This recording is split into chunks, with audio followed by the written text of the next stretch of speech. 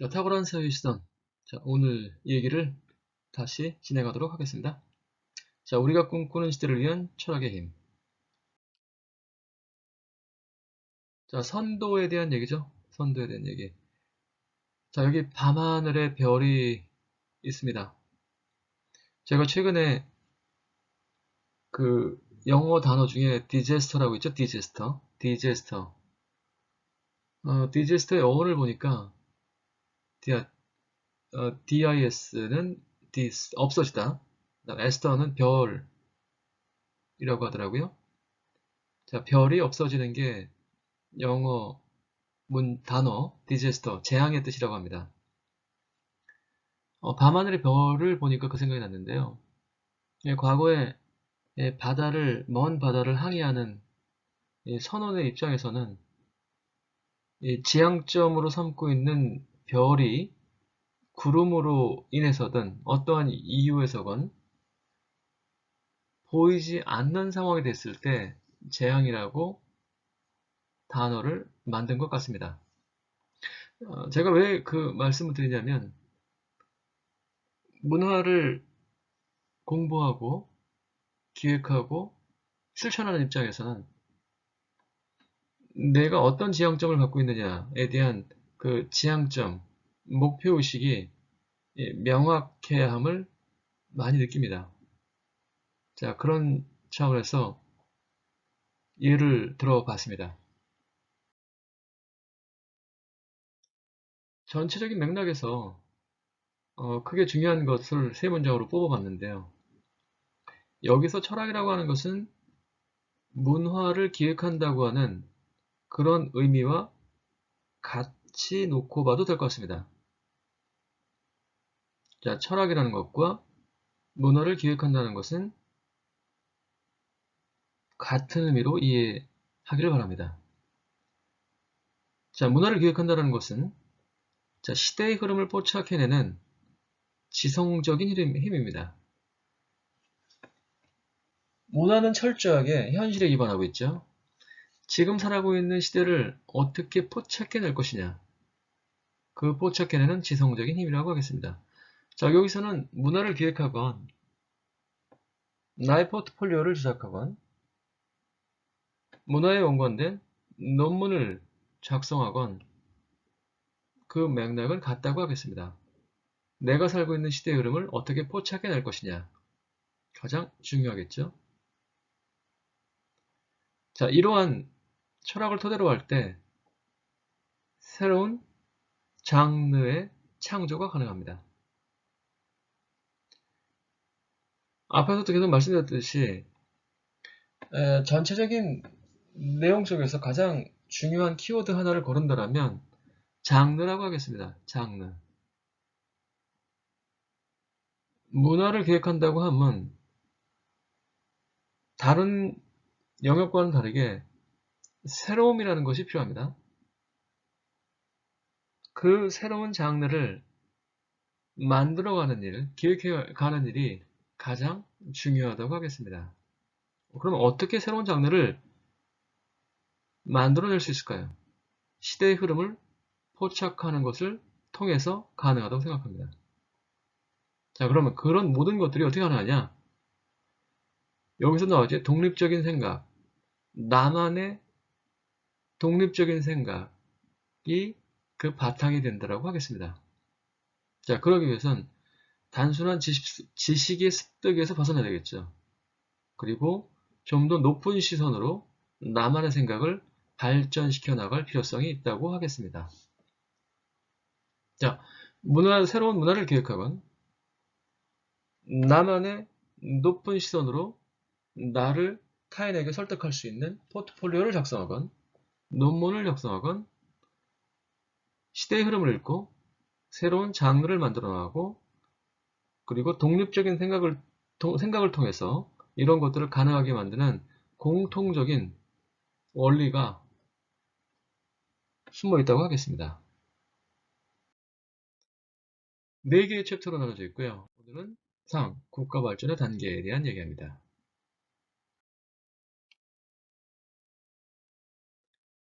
자, 철학적으로 사유한다는 것. 자, 문화를 기획한다는 것은 노예적인 삶에서 벗어나 독립을 이루는 여정이라고 하겠습니다. 자, 여기서 노예적인 삶이라고 한다는 건 어떤 상징적인 의미겠죠. 우리는 일반적으로 만들어 놓은 지식을 습득합니다. 그리고 일반적으로 만들어진 문화를 답습합니다. 어떻게 하면 이러한 차원을 벗어날 것이냐. 그러한 의미의 벗어남이라고 이해를 하시기 바랍니다. 어떻게 독립을 이룰 것이냐는 어떻게 새로운 것을 창조해낼 것이냐의 의미로 받아들이시기를 바랍니다.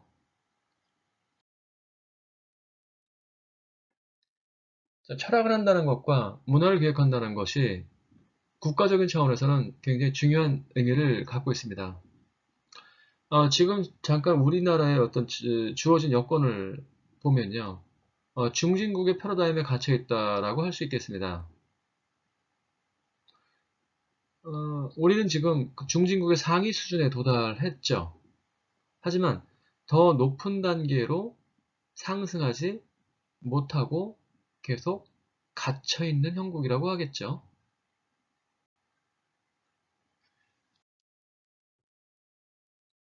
자, 그동안 우리나라는 많은 발전을 해왔죠.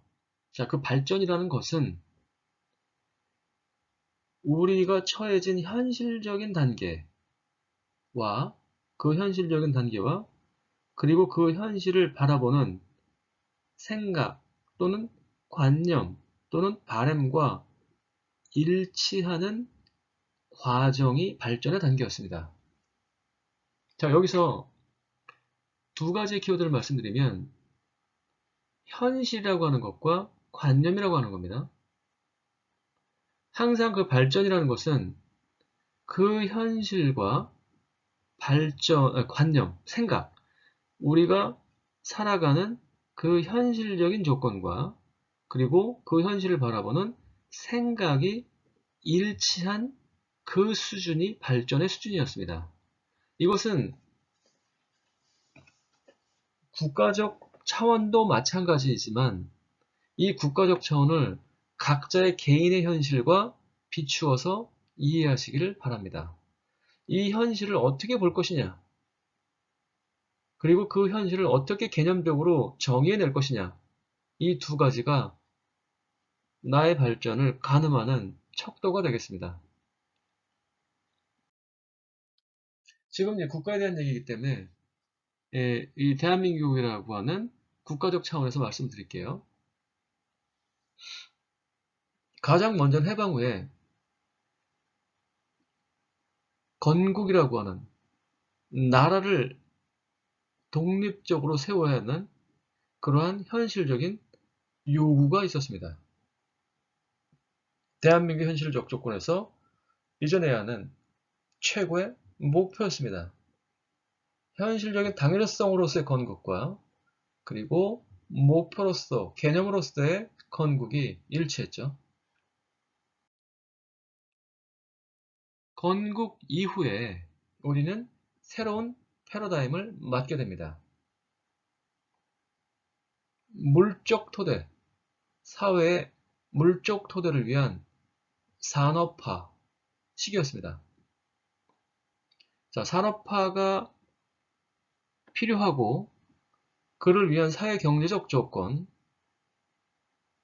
산업화가 필요한 사회적 경제적 조건과 그 다음에 산업화라고 하는 이 개념의 목표가 일치했던 그러한 물적 토대를 위한 산업화의 시기였습니다. 자, 산업화가 성공적으로 진행되는 과정에서 우리는 새로운 정치적 조정이 필요한 시대를 맞게 됩니다. 산업화가 어느 정도 달성하는 과정 속에서 사회를 주도하는 경제의 주체가 달라집니다. 그 경제의 주체가 달라질 수밖에 없었고 그 과정 속에서 새로운 정치적인 조정이 필요하게 됩니다. 물적 토대에서 관념적 토대라고 할 수 있는 이 정치적 조정이 필요해진 시기였고, 민주화라고 하는 새로운 컨셉을 도출해내게 됩니다.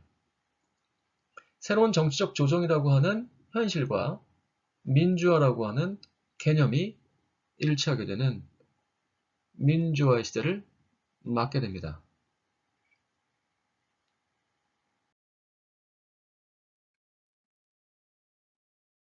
하지만 민주화 이후에 새로운 시대를 열어내지 못하고 정체하게 되는 그러한 상황을 맞게 되고요. 발전의 한계를 맞게 됩니다. 우리는 건국을 이뤄냈고요. 그리고 산업화를 이뤄냈고, 그리고 민주화를 이뤄냈습니다. 그 이후에 새로운 발전을 해야 되는데 그러지 못하고 있는 정체와 한계의 시기를 맞고 있죠. 왜 그럴까요? 새로운 시대를 위한 꿈과 이상이 아직 설정되지 못했거나 또는 이 현실적인 요구와 일치하지 못한 것이 아닌가라는 생각을 하게 됩니다.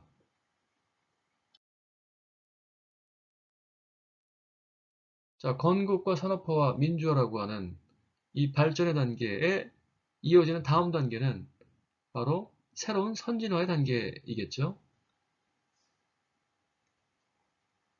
앞강에서 중국의 사례에서도 말씀드렸듯이 국가적인 독립을 이뤄냈고 경제적 물적 토대를 이뤄냈고 그리고 정치적, 제도적 차원의 발전을 이뤄낸 이후에는 문화적이고 철학적인 차원의 시선이 필요한 상황입니다.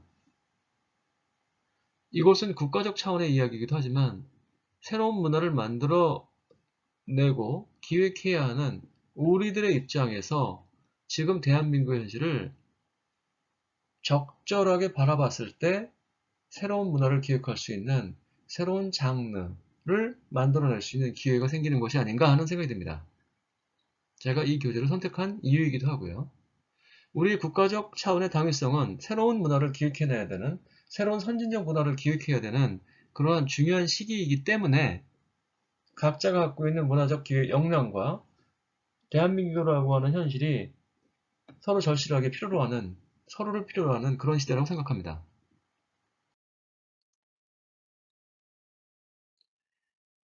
새로운 목표, 새로운 발전의 목표는 이 새로운 문화를 리드할 수 있는 어떤 선도력을 형성하는 일이고, 그리고 세상의 흐름을 관념에 높이해서 포착하는 일이라고 하겠습니다. 하지만 선례가 없죠. 과거의 건국과 나라가 독립을 하고 물적 토대를 위한 산업화를 성공시키고 정치적인 제도를 통해서 민주화를 이루어냈던 이 과정은 선례가 있었습니다. 선진국의 선례가 있었죠. 하지만 우리가 새롭게 기획해내야 하는 미래, 대한민국의 문화를 만들어 나가는, 새로운 문화를 만들어 나가야 되는 방향성이라는 것은 선례가 없기 때문에 보이지 않는 목표이기 때문에 난이도가 그 전과는 많이 다르다고 하겠죠.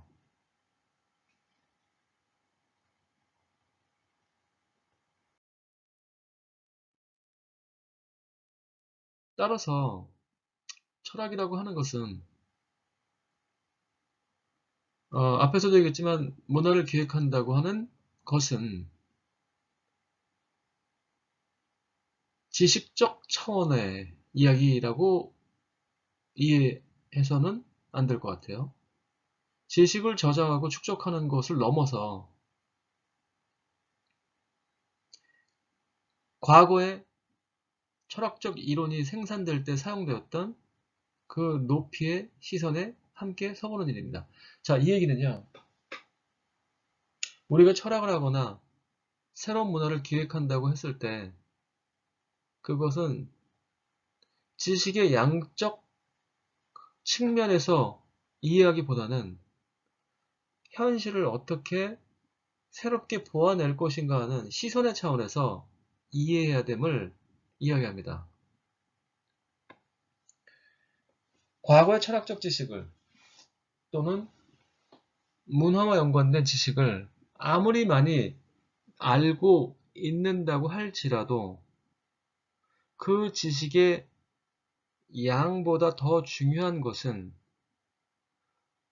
그 이론이 나왔던 그 지식이 등장했던 그 시대에 그 현실을 어떻게 새롭게 보아냈기 때문에 그런 이론이 생겼는지에 대한 그 시선의 높이에 함께 서보는 일이 철학을 하는 것이고 문화를 기획하는 것이라고 이해해야 할 것입니다. 정리하면 문화를 기획한다고 하는 것은, 철학을 한다고 하는 것은 지금 우리가 살아가고 있는 이 시대를 어떻게 새롭게 규정해낼 것이냐, 어떻게 새롭게 보아낼 것이냐 하는 작업이라고 하겠습니다.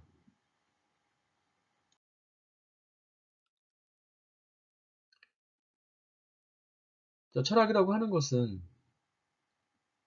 추상화된 고도의 관념들로 이루어진 이론책입니다. 이는 구체적인 현실에서 구성됩니다. 자, 여기서 중요한 것은 철학이라고 하는 것은 문화를 기획한다고 하는 것, 새로운 문화를 기획한다고 하는 것은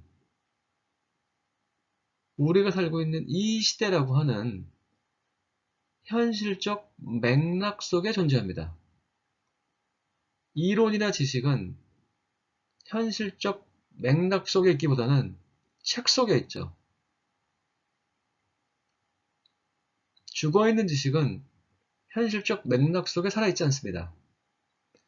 철학을 한다는 것은, 그리고 새로운 문화를 기획한다는 것은 우리의 구체적인 현실 속에서 구성됩니다.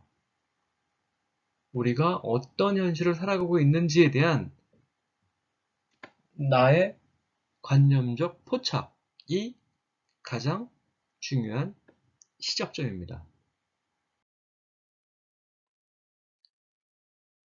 탈레스라고 하는 철학자의 예를 들어보겠습니다.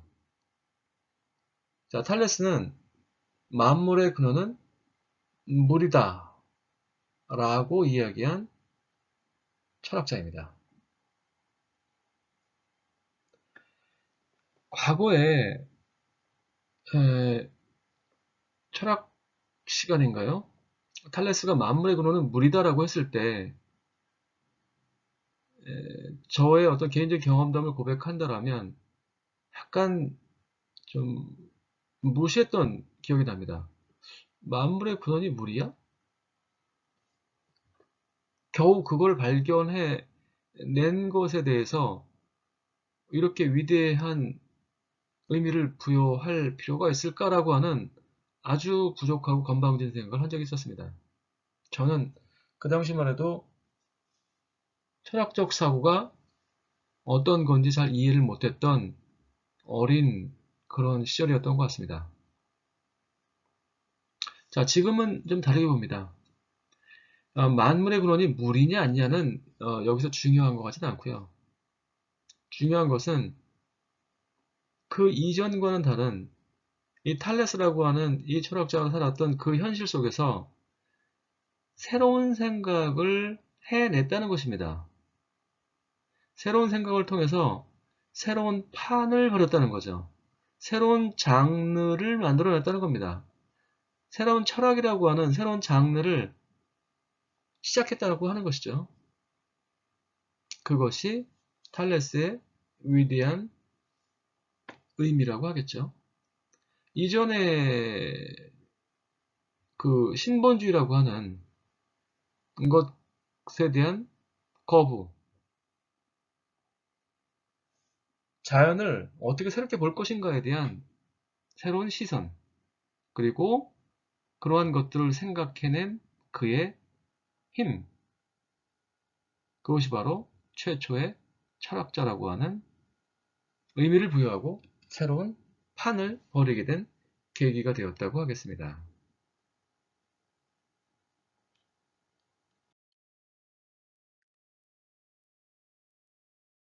따라서 철학이라고 하는 것은 믿는 것이 아니라 생각하는 것이겠죠. 탈레스는 그 이전에 세상을 믿음이라고 하는 측면에서 보았습니다. 믿음이라고 하는 관점으로 세상을 이해했죠. 하지만 그 믿음으로부터 이탈하기 시작했습니다. 그래서 믿음과는 다른 차원의 높은 수준의 생각을 해내게 됩니다. 그 이전에는 신들의 계시나 믿음을 통해서 세상을 이해하고 행동했던 것 같습니다. 하지만 그로부터 이탈해서 생각을 해냈다는 것, 신으로부터의 계시를 통해서 수동적으로 받아들인 것이 아니라 주도적이고 주체적으로 생각을 해냈다는 것이 곧 신화의 중심적인 역할로부터 이탈해서 비로소 철학이라고 하는 것이 시작되었습니다. 철학과 문화는 같은 맥락에서 이해할 수 있겠죠.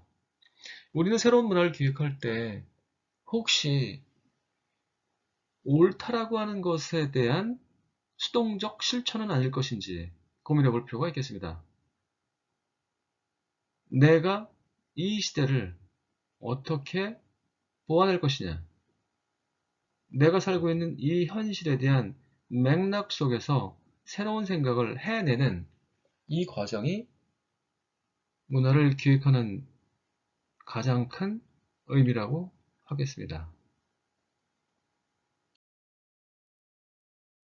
자, 탈레스는 믿음이라는 세계에서 같이 있던 인간에게 생각의 세계로 인도하기 시작합니다.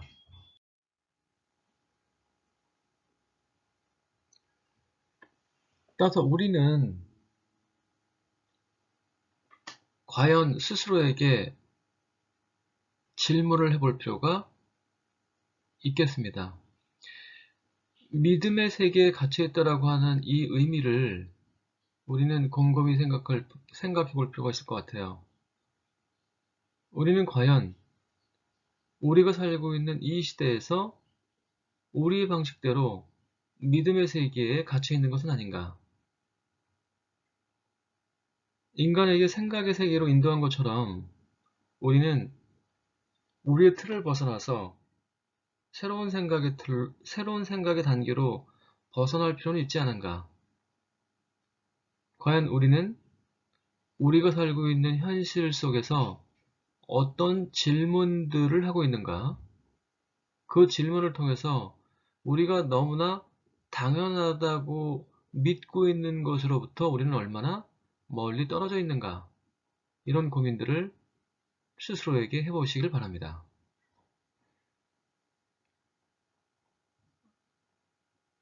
우리가 이 자본주의라고 하는 그리고 옳다라고 믿는 것들을 너무 수동적으로 받아들이는 것은 아닌지 한번 고민해 볼 필요가 있겠습니다.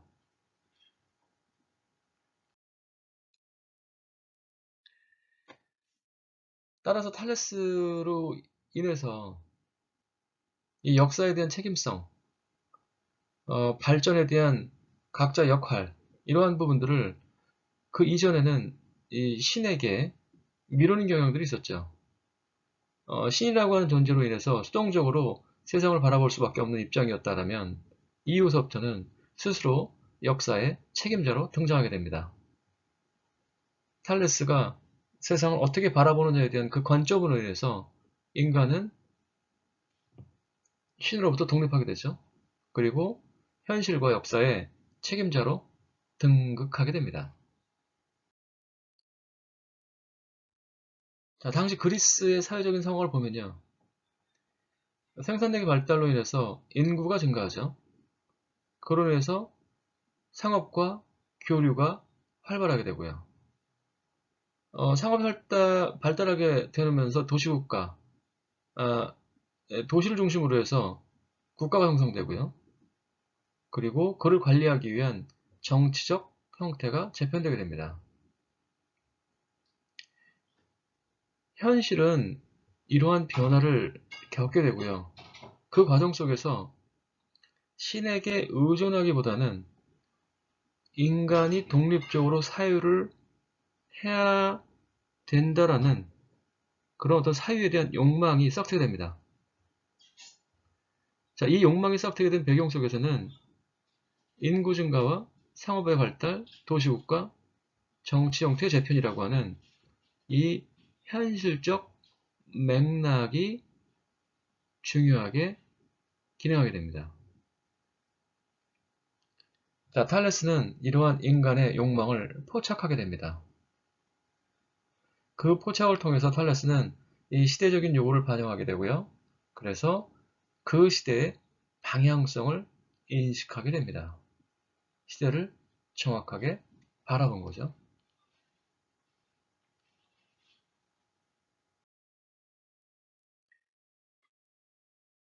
또 하나의 철학자가 있습니다. 베이컨이죠.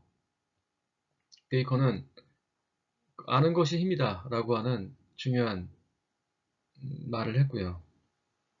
그래서 공리주의의 시초가 되죠. 신의 은총이 지배하던 사회에서 인간의 생각과 인식이 지배하는 사회로 이동하는 패턴을 보게 됩니다. 현실적 맥락을 파악하게 되죠. 모든 천재들이 마찬가지로 본래 머리가 좋거나 능력이 뛰어나거나 하는 것과는 별개로 중요한 것은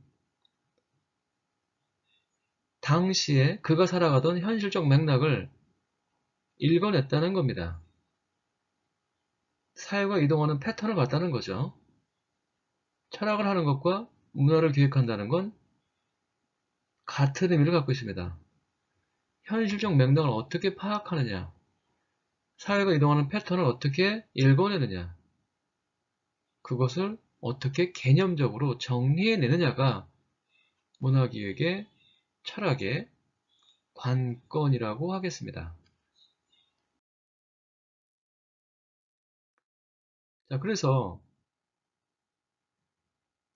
이 시선을 한 곳으로 고정해, 그러니까 현실적인 맥락을 읽음으로써 이 시선을 한 곳으로 고정해버리고 제한해버리는 확정된 이론보다는 변화무쌍하게 흐르는 시대 구체성에 집중할 때 시선은 비로소 높아질 수 있습니다. 자, 이 얘기는 이론이라고 하는 것은 지식입니다. 지식이라고 하는 것은 언어적 표현으로서 언어에 갖춰져 있죠. 이론이 불필요하다는 것이 아니라 지식으로서 갖춰져 있는, 언어로서 갖춰져 있는 그러한 이 죽어있는 지식을 벗어나서 이 시대의 구체성, 현실에 대한 살아있는 맥락들에 집중할 때 비로소 철학과 새로운 문화가 기획될 수 있다는 얘기입니다. 자, 그래서 이 철학적 높이에 도달한다는 것은 새로운 문화를 기획한다는 것은 가장 높은 차원에서 시대를 관념적으로 포착해내는 일입니다.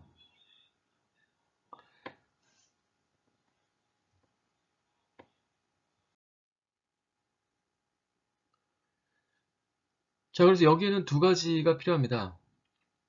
자, 철학적 높이에 도달한다는 것과 새로운 문화를 기획한다는 게 같은 의미라고 했죠. 그러면 첫 번째는 내가 살고 있는 현실을 어떻게 읽어내느냐. 두 번째, 그 읽은 것을 어떻게 개념적으로 포착해내느냐. 관념적으로 포착하는 것은 개념적으로 정리하는 겁니다. 물론 언어적 표현을 통해서 관념적으로 정리해낼 수 있겠죠. 그 두 가지가 중요하다고 하겠습니다. 자, 그래서 철학과 문화를 공부하는 이유는 우리가 새로운 철학과 새로운 문화를 기획하기 위해서 철학과 문화를 공부하는 이유는 생각의 사용자가 아니라 생산자가 되어야 합니다. 앞에서도 얘기했지만 새로운 철학과 새로운 문화라는 것은 반복이 되면 지식의 차원이겠죠. 정리된 지식을 내가 암기해서 얘기하면 그거는 사용자가 되는 겁니다. 하지만 나의 시선으로 새로운 시선을 포착해내는 것은 생산자가 되는 것이죠. 그래서 이 생산자가 되고 그리고 철학적인 태도를 갖는 것은 높은 차원에서 지금 이 세계를 읽는 일입니다. 생각을, 사유를 사유하는 것이 아니라 세계를 사유하는 겁니다. 현실 세계를 어떻게 읽는 것이냐, 읽을 줄 아느냐가 중요하겠죠. 그래서 남이 이미 읽어낸 내용을 습득하는 것이 아니라 있는 지식을 암기하는 것이 아니라 스스로 읽을 줄 아는 힘을 갖는 일, 현실, 내가 살아가고 있는 현실 세계를 읽어내는 일,